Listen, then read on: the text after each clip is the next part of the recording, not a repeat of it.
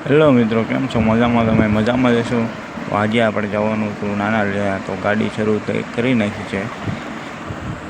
હવે ગાડી શરૂ થઈ ગઈ છે. હવે આપણે જવાનું છે ગામમાં જઈને ફાંકી લઈ લીધી.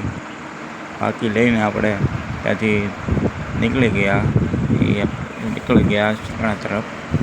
સરાણા જઈને આપણે પેટ્રોલ નખાવી દીધું. પેટ્રોલ નખાવીને પછી પાછી આપણે આપણી ગાડી ઉપાડી લીધી છે. પાછી ગાડી ઉપાડીને પાછા પહોંચી ગયા નાના લીલિયા. એનું નામ મામાનો પુત્ર મળી ગયો.